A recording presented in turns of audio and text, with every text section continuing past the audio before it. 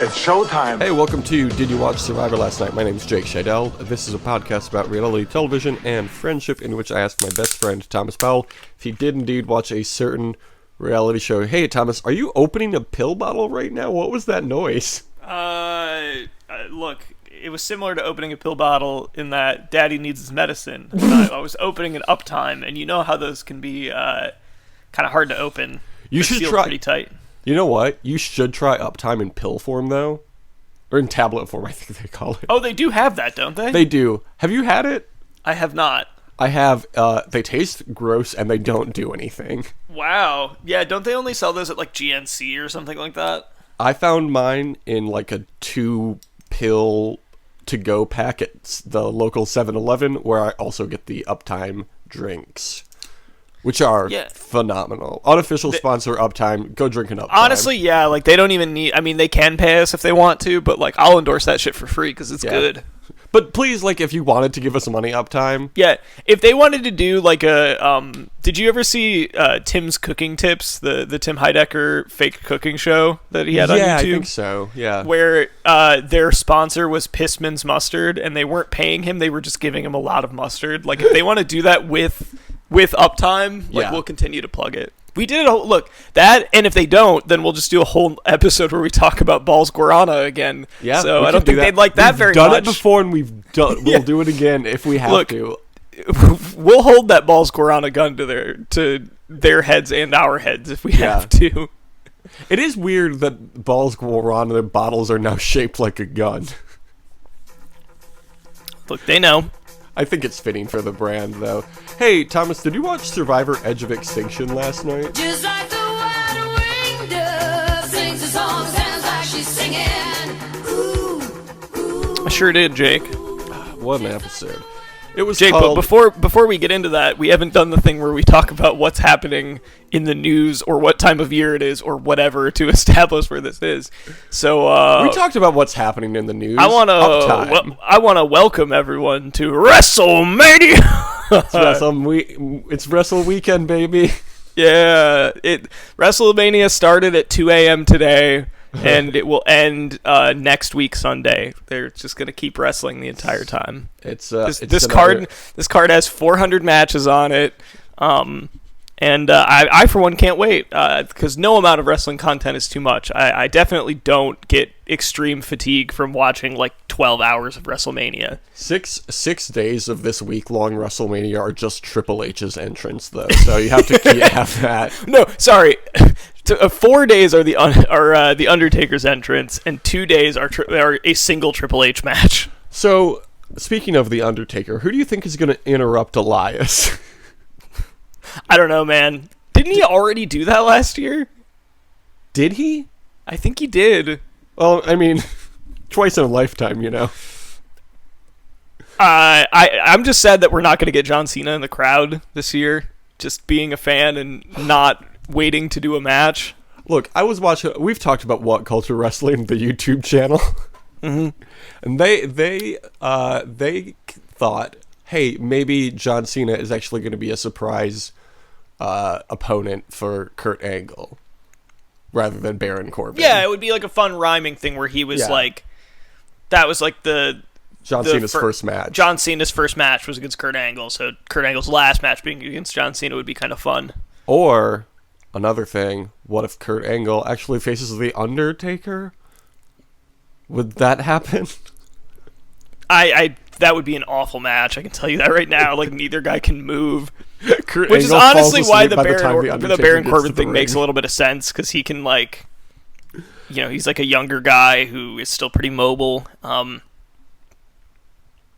I don't know. Yeah, I didn't hear a thing you said because I was making my own joke, which I hope somebody laughed at. Got to make your own fun in this podcasting business. Did you watch Survivor Edge of Extinction last night? Lord knows your co-host isn't going to make it for you. Yeah, I did watch Survivor. You already asked me that, and I said yes. Oh, I thought you didn't because we had to talk about the news, which is WrestleMania is happening. So who's going to win the tag team championships? Who's wrestling for them again? I know that isn't there like a fatal four-way? There's a fatal four-way for the women's. For the women's. And then there's... Oh, I bet that they're going to have Zack Ryder and Kurt Hawkins win Yes. it, and then they will lose their rematch on the Raw after Mania. That is my prediction. Why would they do that? Because they already did it with Zack Ryder winning the IC title that one time. I think that's what's going to happen. It's like they will give him WrestleMania wins, and then they're like, well, we don't intend to do anything else with you. Like, that's how they reward him for having been like a member of the company for as long as he has. And honestly, I'm into it. I think that if that's what happens, that'll be fun. Oh. Who's the SmackDown Tag Team titles champions? The Usos? It is the Usos, I believe. I believe the Usos are wrestling... I think they also have a Fatal 4-Way. Oh, yeah, maybe they do. Oof. Well, because Miz and Shane have their Shane have a match together, so they're not going to be challenging for them. Oh my god, that storyline is so dumb. It's really it is, but like honestly, it is. But I also kind of like it. I know. One of my favorite things that started at like the Crown Jewel or whatever that one in Saudi Arabia was. Yeah, where Shane won the whatever best in thing the world title, the CM Punk trophy. There's OSW Review, which is a very good YouTube channel. They were doing a thing about the Rumble this year, and they were talking about that storyline, and they were joking, and they made like a fake Titantron for this, that they should have the David Flair Titantron, but for Mrs. Dad. And so they made one with that music, with just Mrs. Dad getting punched by Shane McMahon, and that was the only thing in the Titantron. Isn't David Flair the wrestling corner stinger that we use? Yeah, exactly. Yeah. So yeah, it was just with Mrs. Dad just like getting attacked in the crowd. It was really funny. I love The Miz, but watching Shane McMahon beat up somebody's dad is the funniest thing. Fantastic television. It's literally, my dad could beat up your dad.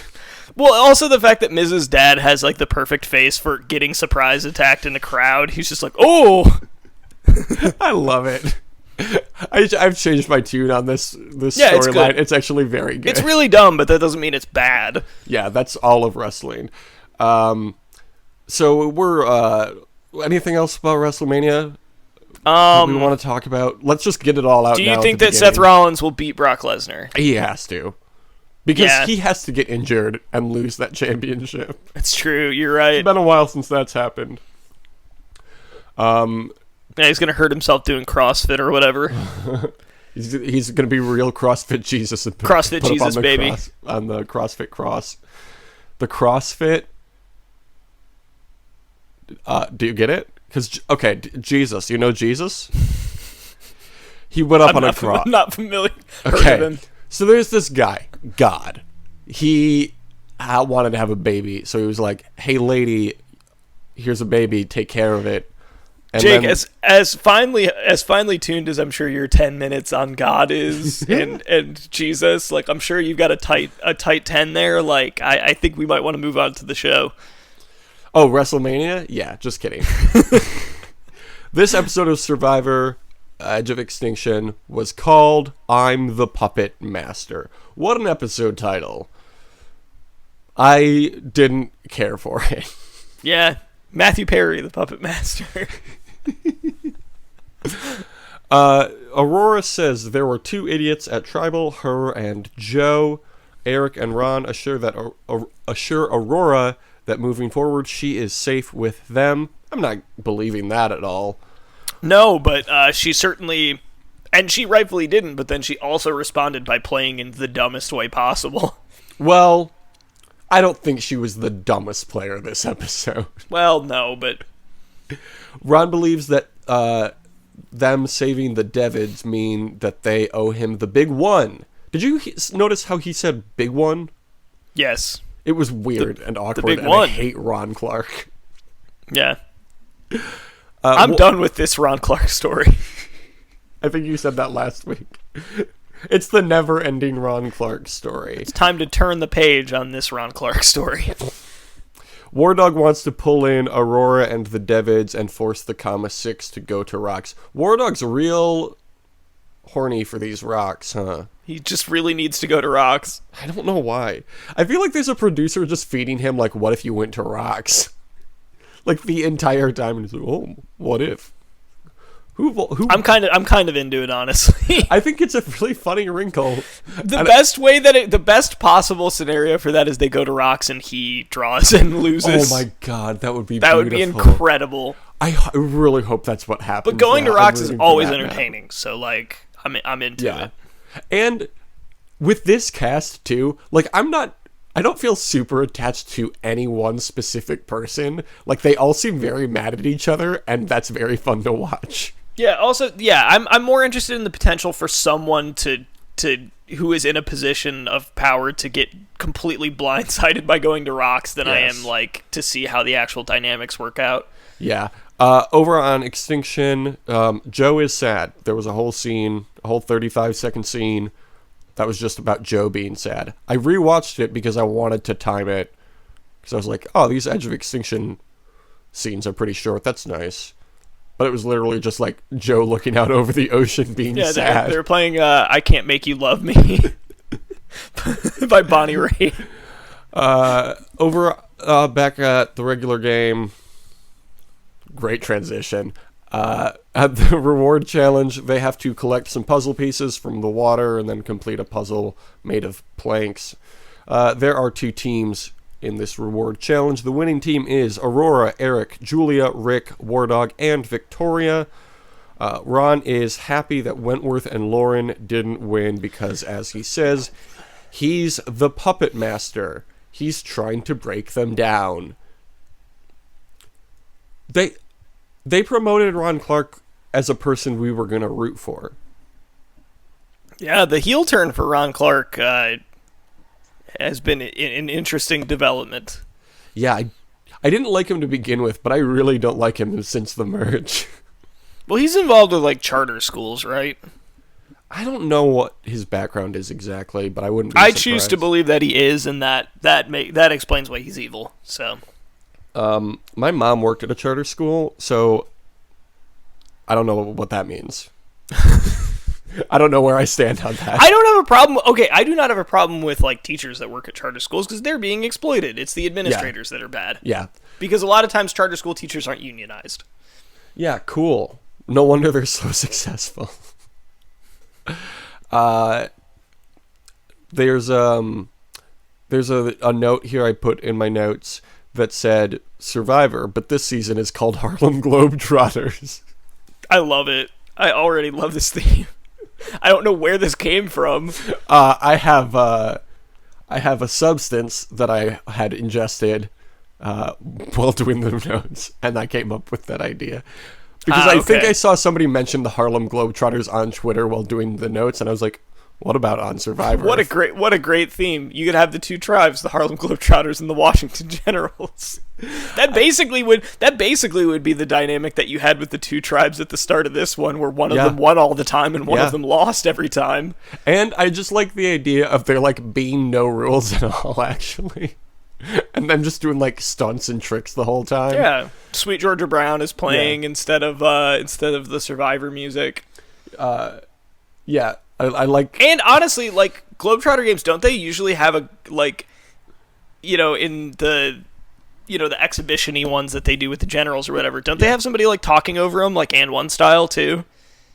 Like a narrator? Yes, like a Jeff Probst style person. Yeah, which is what I was gonna say. So like Probst would be perfect for that. Yeah, I think it's a great idea. CBS, you got our number. Do you think and then CBS also all of the contestants should be basketball players. Yes, Cliff Robinson. Ooh, yes, and it could be a Cliff Robinson and Scott Pollard return. Cliff Robinson and Scott Pollard return. It's another captain season like this one. They are to begin with on opposing tribes, which is unfortunate. Man, imagine that tribe swap.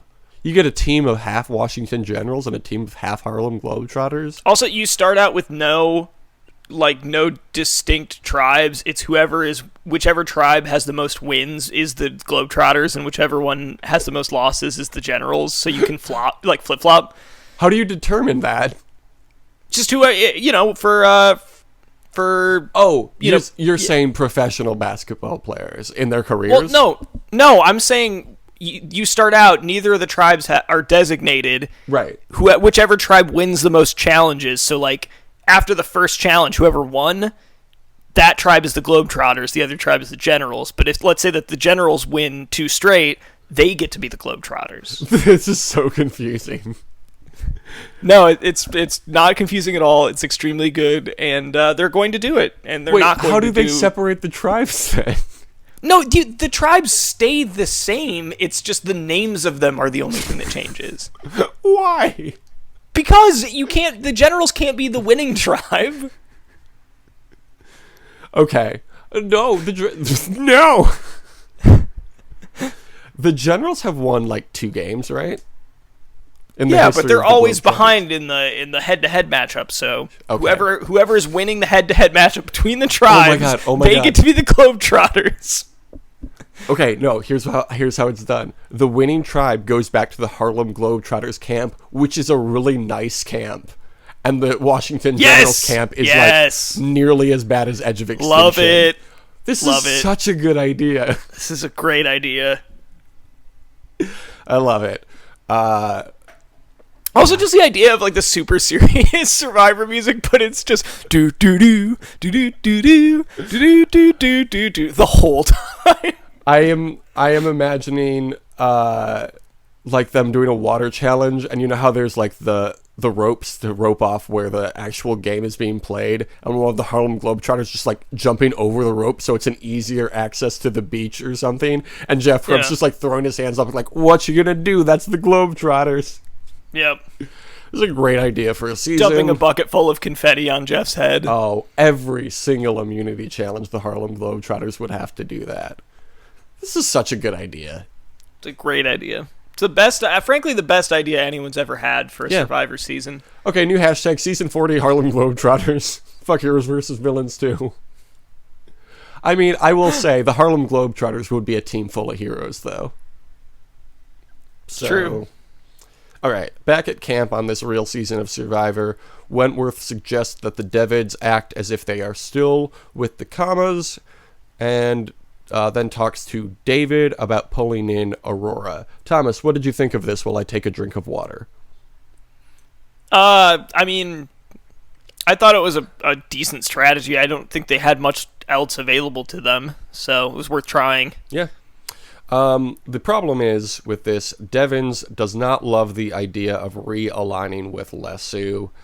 David tells him that I think this was very stupid of him. Yeah, it was a very stupid thing to do. David tells him that he's getting played by Kama, and also he's keeping his half of the idol. Yes. I'm also, so glad this happened. The other thing with that, like, I was extremely happy that David did that, but the other thing is, like, just, you could pretend to go along with it, if that's what you want to do. Like, the idea that you would immediately, like, laugh in somebody's face about that and be like, I'm with this new tribe now, and I'm going with that or whatever, like, you can at least pretend to listen to somebody so that they can't act on what you're actually going to do. There's an old contestant, I think it's Stephen Fishbach. I think they talk about this a lot on his podcast with Rob Sesternino, but I think it's him who says, like, say yes to everything. If somebody comes up to you with an idea, say yes, and then, like, use that to your advantage or whatever. Yeah, you have to do the Jim Halpert strategy with when Dwight ever asks him something. You just say, absolutely. Absolutely, I will. Yeah, why haven't more people implemented the Jim Halpert strategy on Survivor? Yeah, you just say, absolutely, I do. To sweetheart. And hey, sometimes when you have to go find an idol, it's in a quiet place. Jim and Pam, baby. Jim and Pam's baby. There you go, Jim. Hey, do you remember the names of the babies that Jim and Pam had? Absolutely not. I think one of them was called Cece, and it's weird that just popped into my head. I'm like 99% sure. I think it was Cece, but I don't. Also, yeah, I think they had another one. Could not care less. Yeah. The Office is a good show. It's on Netflix, probably. Jim and Pam. Jim and Pam. Oh my God. This guy'll say something. Do you remember, speaking of videos from when we were in high school, do you remember Power Thirst? I do remember Power Thirst. What a time. Do you think Power Thirst would still be funny today? I think there are jokes from Power Thirst that are funny, but I think that was at the time where like fucking epic humor was like a little more novel, whereas it's just like really, really tiresome now. Yeah, but I still think the "but what about my blue collar Juice Springsteen" joke is still very good. Yeah, that's. I want to like go rewatch it, but I'm afraid that if I rewatch it, it will like taint my memory of it. So yeah, probably. I feel like I don't want to ruin that for myself. It was fun. Where were we? Oh, David's keeping his half of the idol. Great move by David. I loved how Devins was like, "Oh, I thought you were going to give that back to me." Like, why would anyone do that? Yeah, he was like, "Wait, you can still keep it?" Like, yeah, he's not going to give it back to you, idiot. Man. Yeah, he was like, I do kind of want to do something with the other half of that. And he's like, well, no, I'm not going to give it to you if you're not going to work with me. I love it. I hope that they're like at each other's throats the entire time until like they need to use it, and then they come together in a final moment at Tribal and save whichever one needs saving. I think that this might be a wake-up call. This episode might be a wake-up call for Devins. Yeah, I think he's going to realize what he needs to do. Hopefully he gets on the right side, which is, I don't know. Let's figure that out after this episode. Over on Extinction, Aubrey finds the practice for the next challenge and also an extra vote. At the immunity challenge, they have to balance a block between their head and a beam. War Dog drops out in a matter of seconds. And then Lauren faints. She's in the final three again and then faints. So while Jeff and Medical tend to Lauren, Aurora tries to convince Victoria to let her win in a sign of trust. This sucked. Well, yeah, it was a bad move, right? Yeah, it was an extraordinarily dumb move for her to make. Yeah. Because no one is going to do that for you, ever. Mm-hmm. Regardless of the circumstances. And this is right after someone just fucking fainted. Yeah. Like, it is not the time. Yeah. There's... I think she handled the being left out thing really badly. Yes, like, I think agree. The fact that she wins here, so she's going to be safe for a week, but she's going to have a huge target on her now. Yeah, as if she didn't already. It's the same thing. I think she's got the same issue that Devon's had, where it's just like, why are you saying no to this? Like just like agree with people. Like that's such a big part of this game. Honestly, all she had to do was like when she got left out, just be like, just be diplomatic with everybody, and then immediately go over to the other tribe and be like, hey, they left me for dead here. I would love to work with you guys so that, because I know I'm on the bottom over here. But instead, it's like just browbeating people about how she was left out of it, where it's like, well, they're definitely not going to want to take you any further now. This is an incredibly petty season, and I don't think we've had one of those in a very long time, like probably since Kagayan, I would say. Yeah. I'm here for it. It's very fun to watch, and it's like even continued onto Twitter to this day. Like people, like when War Dog blocked someone. Like when War Dog blocked somebody who's not even from his season. I'm sure he's blocked people from his own season too. He blocks a lot of people apparently. And then Ron Clark is a fucking asshole on Twitter too. He's like talking shit about Julia and everything after this week. It's like, my guy. Like just for what? I don't know. So Lauren wakes up from her faint, and they tell her what happened, and she just goes, "Damn it," which was very endearing. I like Lauren a lot, actually. Yeah, me too. So Victoria drops out, and Aurora wins.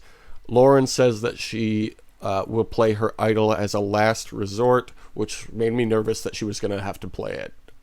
I want her to hold on to that idol as long as possible. God, I love that nobody's played an idol yet. That's so good. Yeah, that's honestly shocking considering how many idols there are. There's not that many idols. There's 3, and one of them is broken into 2 at this point, right? Yeah, but like the fact that like all of the idols are in play right now. Yeah. And no one's used any of them. There hasn't been an idol on the Tribe Beach yet, or the Merged Tribe Beach, has there? I don't think anybody's gone looking for I don't one. think so. That's good. I feel like any more idols at this point would be too many. Okay, So Aurora reaches into her bag back at camp and finds the extra vote. Ron says he and Eric are using the loved ones as a threat so they don't go to another alliance. It's kind of genius. Ron fucking sucks. Yeah. Ron sucks so much. I can't believe I don't understand his character. I don't like him. Like they brought him in as like, this is a good person. They like made a Lifetime movie about his life because it's he's such an inspiring figure, and he's a fucking troll this whole time. Not like an internet troll, but just like a gross person. And he's always asking people riddles. He's like a shittier version of Locke in season 1. He's just like, he's shitty Locke, yeah. Yeah, he's like, he's like maybe he smiles at you with the orange slice, but then he like also like does a wanking motion while he does it, or like flips you off. He's like, you know how Locke taught Walt about backgammon and was like, there's a light side and a dark side. He does the same thing with like with Keith, I guess it would be. And it's like, there's a light side and a dark side, but it's just checkers.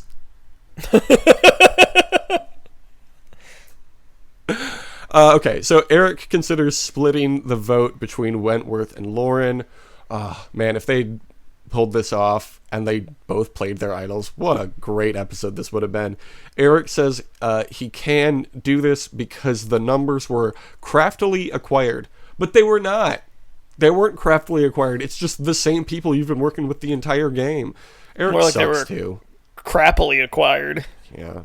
I mean, they weren't like professional producers put them together, so. Although I guess it was kind of crappy that one team was so dominant and the other wasn't. Yup. Wardug gives his pitch to Julia and Gavin, saying that Ron and Eric are replacing them with the Davids. I thought the scene was very well edited. Were you paying? Were you paying attention to this? How so? How so was the editing good? So Wardug was giving his pitch to Julia and Gavin separately, but from the same location, and giving the same pitch to both of them, and so they would like edit between it, in a way that like showed him talking to Gavin and then like continuing the same sentence, and then he would be talking to Julia, and they would both, be having that same reaction. Yeah. A lot of times when I watch Survivor, I'm also like playing a video game while I'm doing it, so I miss some stuff like that. It's a really cool editing trick they did. Not really a trick, it's just well edited. So Julia decides to test Eric by seeing if he'd vote for either of the Davids, and he says he doesn't want to right now, which means Julia is now suspicious of him. So she talks to Gavin and says that what if they actually vote Ron, which made me very excited because I was also excited. Hate Ron. Get him out of there. You know what we can get into? Speaking of, let's get into these wildlife shots. Flawless segue. Thank you. That's why they pay you the big bucks. They do. Okay. Honestly, I would say that you're like such a good host in terms of your segues. Thank you're you. like the of segues. Why would you do that? Why would you do that right now? I just think that you have a lot of with your segues. Oh my god. Okay, so there was a crab. We all love the crabs. Jake, do you think that John Cena won't make a WrestleMania appearance because he's filming again and we're getting another season of it? Thomas, I'm going to need you to shut up for a minute because I have to tell you about this butterfly.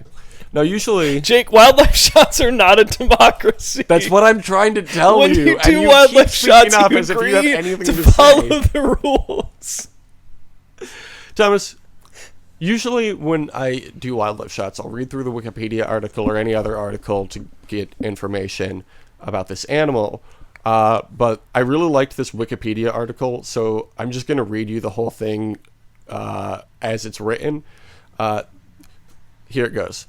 The dwarf crow, or small brown crow, is a butterfly found in the Solomon Islands, Malaysia, Taiwan, Vietnam, Singapore, and Australia that belongs to the crows and tigers. That is the Danaid group of the brush-footed butterflies family. It has a wingspan of about 4 to 8 centimeters. Due to the purple iridescence of the butterfly under sunlight, the butterfly is also commonly referred to as the purple crow. So, that's a butterfly. That was on Survivor this week. That certainly sounds like a butterfly. What do you think they mean by it belongs to the crows and tigers? Belongs to the Detroit Tigers. Hell yeah. Is there a history of butterflies at baseball games? Is that like a traditional thing? Or am I imagining things? Sure. Okay. Why not? That's my answer. Summertime's right around the corner. It was over 60 degrees yesterday here, so... It's true. It was also over 60 degrees here. Okay, well, you don't even have a city bird, so... No, city bird? What are we talking about, my wife? Is that a Larry Bird joke? No, just calling women birds. Oh. Okay. Let's get into this tribal council. Devin says that he's going to do whatever he has to get on the comma train. Why?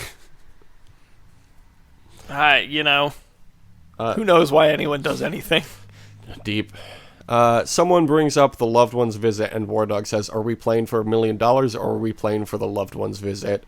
War Dog had a pretty good episode this week. Yeah, he did.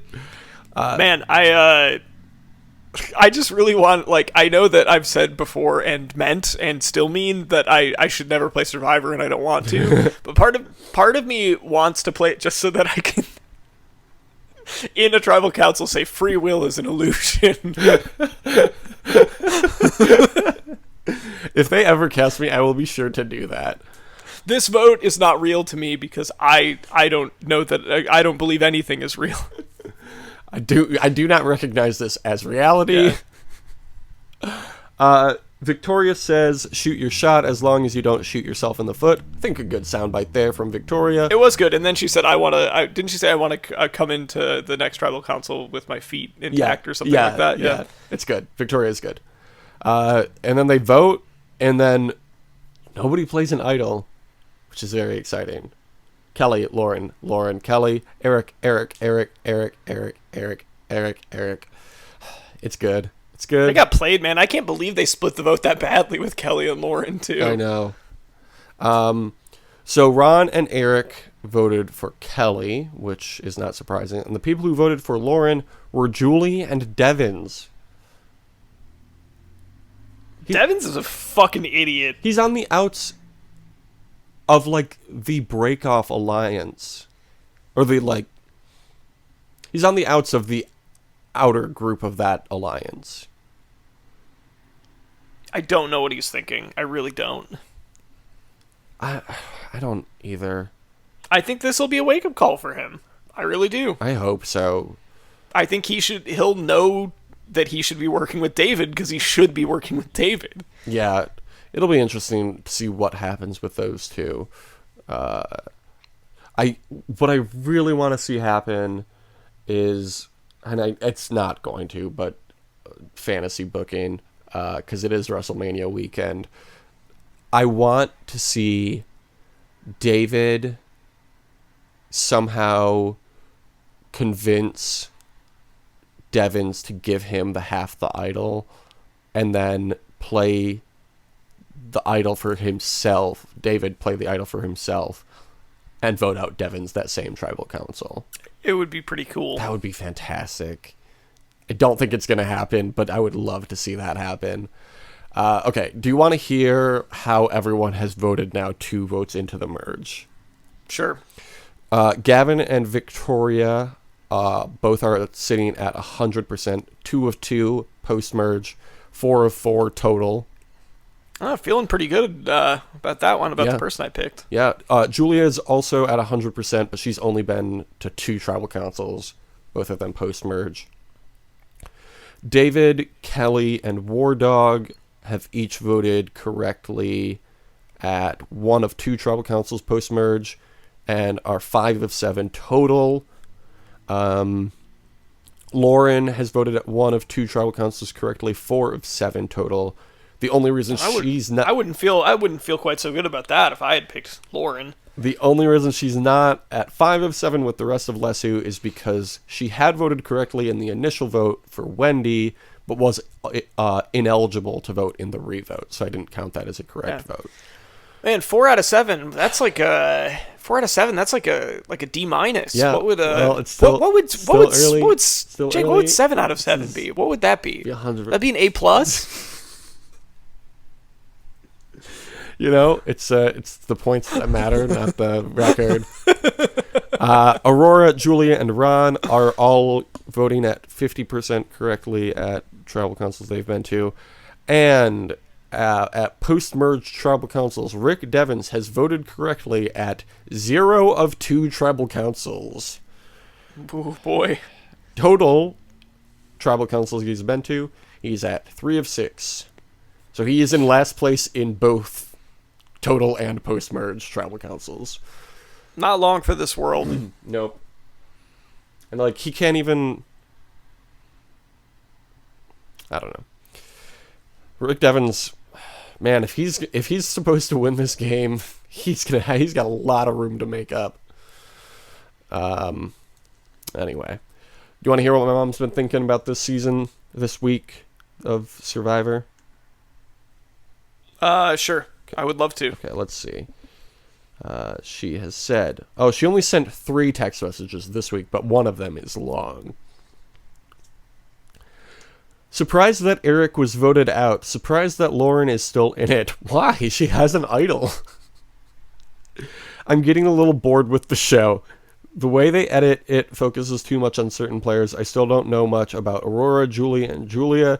They seem to focus so much on Wentworth, Lauren, and War Dog. Maybe I just notice that more because of my dislike for all 3 of them. I'm still rooting for Aubrey. She might get back in and surprise all of us. That's all for now. Great. Sure. I don't know why she doesn't like the Lesu 3. I like 2 of them a lot, and one of them is War Dog. So, that's something. It's time to calculate points. Thomas, are you ready to see how well you did this week? Oh, I don't like the sound of that. You got a point for Victoria surviving. You got a point for Eric getting voted out and going to Extinction Island. Not a point for him getting voted out, for him going to Extinction. So you're at 32 points. You might remember last week I was at 33 points. You're real Rick Devins over here with the points. A lot of room to make up. I got a point for Lauren surviving. Got a point for Eric getting the reward. Got a point for Eric going to Extinction. So I'm at 36 points now. I mean, all it would take is Lauren getting voted off early. I don't think that's going to happen, though. She's got an idol. Kelly's got an idol. She can convince the Devids to use their idol for her. We got another idol party going on, you know? Sure. So that's pretty exciting. All right, Jake. Well, do we want to get into our predictions? Yeah, let's do it. Who's going to win the next reward challenge?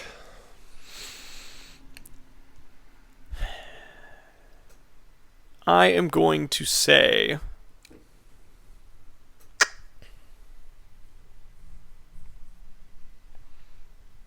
I'm going to say Gavin is going to win a reward. Sure. I want to say Lauren because she's, so depleted. And I feel like on a season like David versus Goliath or Millennials versus Gen X, Lauren would absolutely get the next reward. But I don't see these people doing that for their competitor. So I'm going to say Ron. Ugh, okay. Yeah, I don't feel good about it. What's the reward going to be, though? It was Chinese food this Chinese week. takeout. Never could have predicted that. Yeah. First time ever in 38 seasons. Like, there's a reason this is the first time ever, because it's a bad reward. They haven't done pizza yet this season. They have not done pizza yet, but I did. I'm gonna say pizza. I guessed it last week, and I was gonna stick with it. All right, fine, fuck it. I'm gonna say hamburgers then. Oh wow! All right. Who's gonna win immunity? This is really tough. I don't feel like I have a handle on who's that good. I know who's bad. War Dog is bad at challenges. Yes, he is. Devins does not seem great at challenges. David's probably not great. Well, David's done okay in his. Yeah, he's been fine. In his first season. I'm going to say Victoria just because I want it to be true. I'd be happy to see that. I'm going to say... You said Lauren last week and she fainted. She was in third, though. Like, she was doing well. She did do well until she fainted. Yeah. I'm going to say Kelly Wentworth. Okay. She went out pretty early in this last one, but, you know, if you feel confident about it, I guess. I didn't say I felt confident. Yeah, I was trying to bait you into saying that. I was listening to the Rachel Maddow show this week, and Julian Castro. Why? I listened to it. Julian Castro. Yeah, Julian Castro was on it, and he was like, he said that he was confident going into the primaries, and I had an immediate reaction, like, you're not supposed to say that. As that dude looked at his poll numbers. Yeah, I forgot he was even running until Rachel Maddow was like, he'll be on after this break. Yeah, he's of that group, of that lower group of guys. Like, I like him better than Buttigieg. Buttigieg apparently hasn't is working in Chicago, has an office here. I was hanging out with somebody last night, and she says she has seen him in her office place.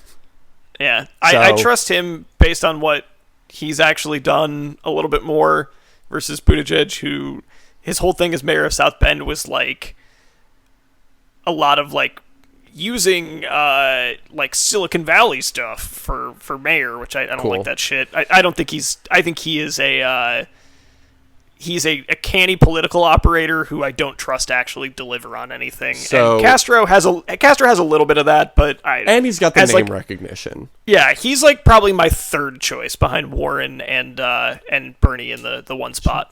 Did you not hear my great Castro joke? What was that? I said he's got the name recognition. What? Because his dad was his dad was the president of Cuba. Yeah. Everybody knows Fidel Castro. Let's put him in the White House finally. So you're saying you're probably not going to vote for Julian Castro? No. Speaking of votes, who do you think is going to get voted out next? Oh, that's a good one. Thank you. I felt like I had to make up for the last one. I think that Rick Devens is going to get voted out. I think that's a good choice.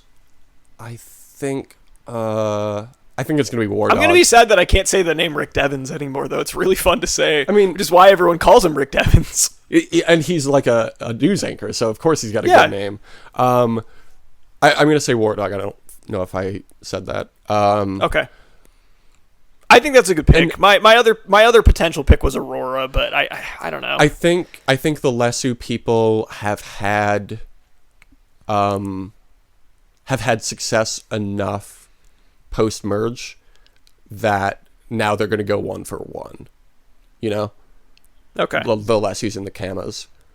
So I can't imagine that Kama keeps going after themselves. So I think War Dog is...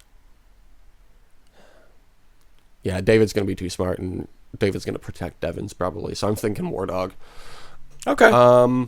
You know what? I'm gonna say Aurora then. Okay. I think you made a good point about the Rick Devens part of it. Who do you think they'll go to Extinction? Yes. Yeah. Okay. Cool. So that's the predictions and a little bit of political corner. Challenge, Thomas. I got to tell you about the challenge this week on the challenge. Fun sentence. Each partner stood atop a semi-truck going 50 miles an hour. And then they had to leap at each other and transfer 16 rings to each other in midair. It was very cool. Yeah, that sounds fucking crazy. Yeah. It was kind of boring to watch but it looked really fun. Paulie and Natalie got voted in, and they called out Cam and Ashley. Paulie and Natalie won, so that's upsetting. Now it's Paulie's very good in challenges. Paulie's really good in challenges, and that's annoying because he fucking sucks. Also, there's no more teams now; it's an individual game, which really sucks because I was rooting for Nani and Turbo to win as a team, and now I have to choose who I want to win, and I can't. Yeah. But hey, at least Hunter's still in there being fucking shitty. Love it, baby. They did more of that, please. Oh my god. So I've basically just been telling you like what challenges are and who's winning and whatnot. And not telling you about like shit that actually happens in the house. Okay. They did a couples therapy session. Wes convinced Hunter to have a couples therapy session with his partner Georgia, because Georgia thought Hunter had to apologize for something, and Hunter didn't believe he had to, so Wes set them down for a couples therapy session, and Wes convinced Hunter to fake apologize to Georgia because Georgia thought it would be a real apology so they could get back on the same page. And Hunter said that he would have to be nice to her and called that acting like a sociopath. Hunter sucks, in case you're not too aware of his character. He fucking sucks. I'm very glad that that Ashley took the money away from him. He fucking deserves it. He's very stupid, and it annoys me that Wes is aligned with him this season. Anyway. Oh, and then they had a costume party earlier in the season. Guess how many Joker and Harley Quinn costumes there were? 12. There were 2 couples each dressed as Harley Quinn and the Joker. Wow. Which I think is minimum. Sounds fucking twisted. How twisted do you think that movie's gonna be in October? That's still one of the best tweets of all time. Is that Ackerman tweet? That's like, the idea of the Joker is so twisted. Someone who thinks the idea of crime is funny. Are you gonna see the Joker movie? I'm probably not, actually. It seems like it's gonna be a bad that shit. time. People were like, this looks good, and I was like, I don't fucking care. I'm not watching another Joker movie. It will probably be fine. It will probably be... Okay, here's my argument about why it will not be fine. Todd Phillips is directing it. The guy that did like The Hangover and War Dogs, that movie about War Dog. Yeah. And Due Date, another movie that everyone loves. I've heard Due Date is like fine, it's serviceable. I have not watched it though. But yeah, like I don't. That guy's not a good director. So like, Joaquin Phoenix is in it. He's good at acting. I'm sure he'll give a good performance. I just don't give a shit. Yeah, like, I feel like this is the thing. I was explaining like my general, like, individually, I don't really hate superhero movies, and there are some of them that I quite like, but like just the fatigue of the cycle of this shit, where it's like, I don't want to have like, enough. Just do something else. Enough? Now we're just making up words. From Zoolander? From the bonus features from the Zoolander DVD? Yeah. Oh, yeah. It's one of my favorite jokes, and I think about it anytime anybody says enough. Anyway. Good stuff. I still have this note that we talked about like a month ago. I think DYWSLN views Survivor more as an entertainment product than any other Survivor podcast. That I stand by that. The more I think about it, the more I agree with it. I think about it a lot. We need to... All the time. 2 times a day.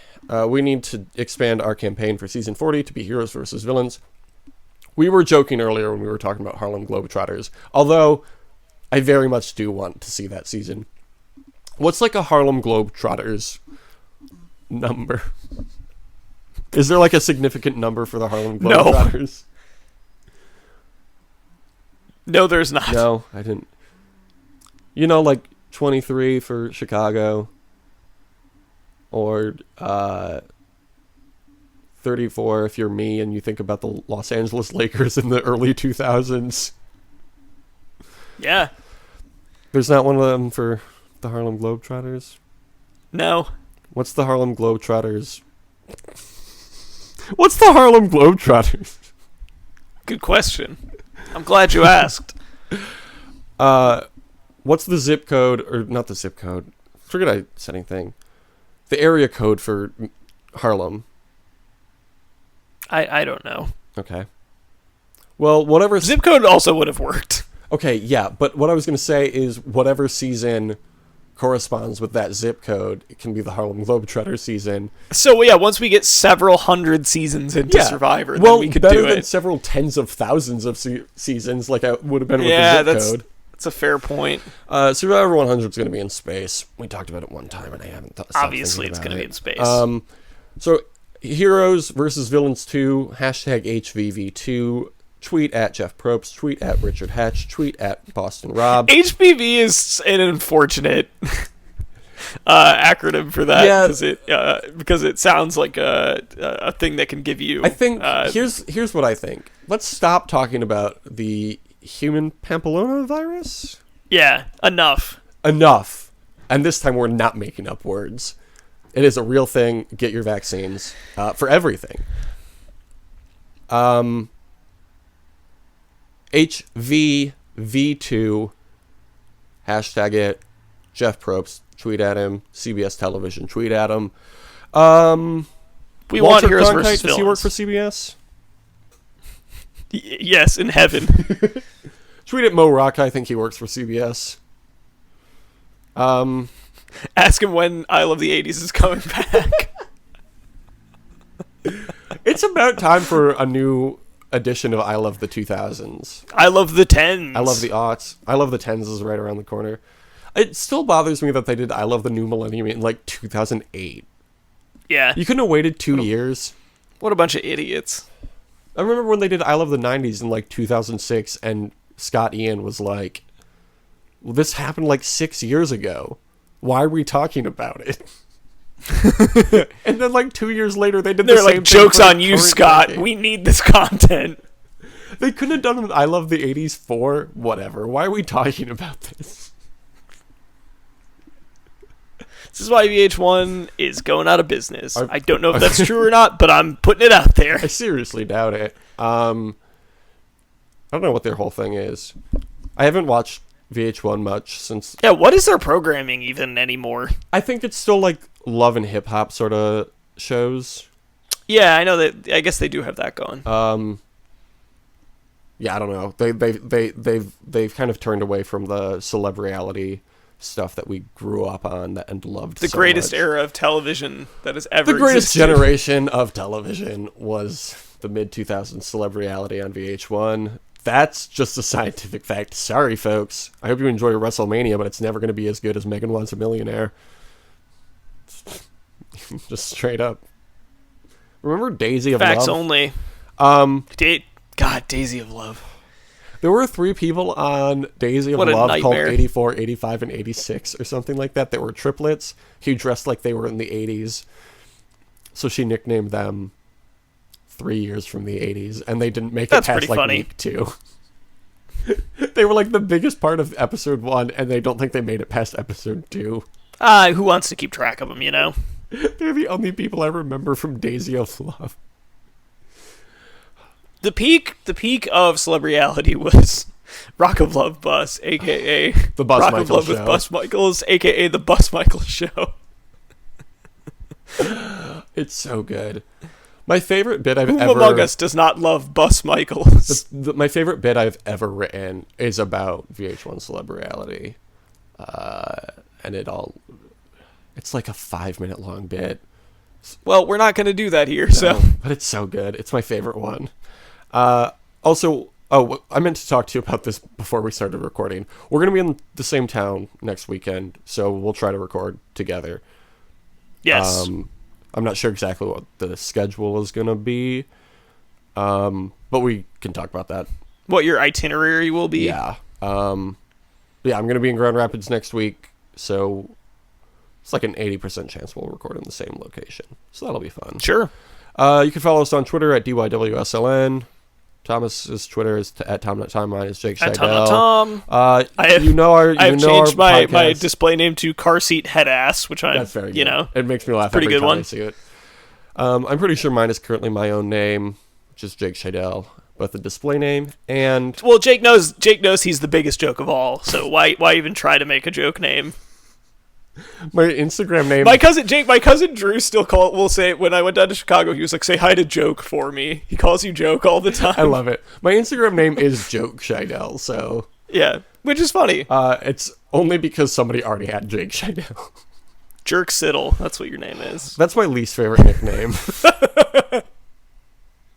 No, that's my second least favorite. My least favorite is Jerk Shittle. That one's way better.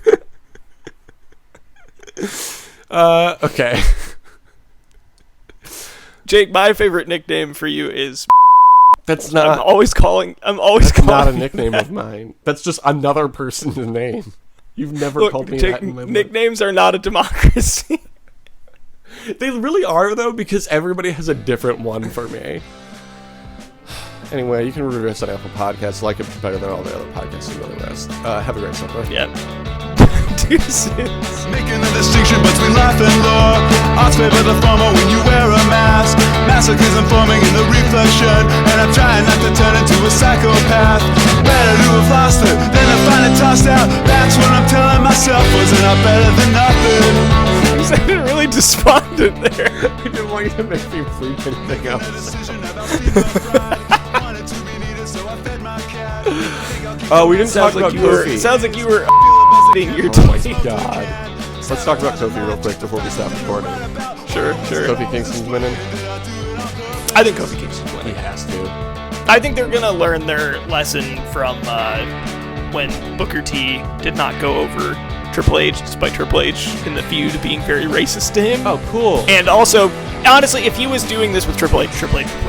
But they, since it's Daniel Bryan, I can't imagine that Daniel Bryan would want to go over here. So yeah, I don't see the story moving forward if Daniel Bryan wins. I think it's like so easy for him. Yeah. Well, that's the thing. It doesn't make and from a storytelling perspective, it does not make sense for him to lose. Which was the same thing with the Booker T thing, which is why it was people hated it. Like, because it was like you built this whole thing up for him, like he got treated like absolute shit, and he was supposed to like triumph over it, and instead it basically was like, oh, I guess I don't know, I guess Triple H is cool. I don't know. Yeah. So yeah, I can't imagine that Bryan would win this. It wouldn't make sense for them to like have him lose again to overcome this again when the whole thing is like this is the culmination point for everything. Yeah, they should they should have Kofi win, and then they should do if Harper comes back and gets into the stable with Bryan, they should unify let's the say Bryan, tag let's champ say and the WWE well, let's championship. say Bryan loses his rematch. Yeah. They have they don't necessarily have a rematch. They got rid of that. Oh, okay.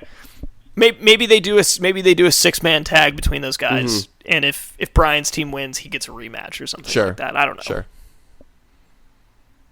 There's a lot of stuff you can do with it. But or if you form a stable with those guys, like Bryan can move on to feud with a different stable. Like he could feud with the New Day, or he could feud with something else. Yeah, and Harper is very popular right now after this weekend because of that Instagram or that Twitter post where he's like he has a match at Access, but not on the actual show. So that he got he wrote this like essay about.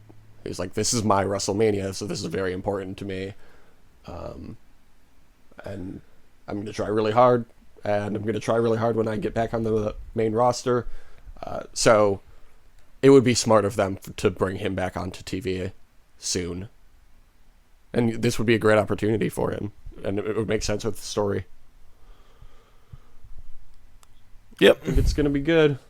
Ooh, maybe he comes back tonight. That would be a lot of reunions and like everything. Well, it's WrestleMania. Who gives a shit? Anyway, it's gonna be a good time. It starts in like an hour. Yep. Yeah, and it never ends. Never We'll end. never stop. It will end when WrestleMania 36 begins.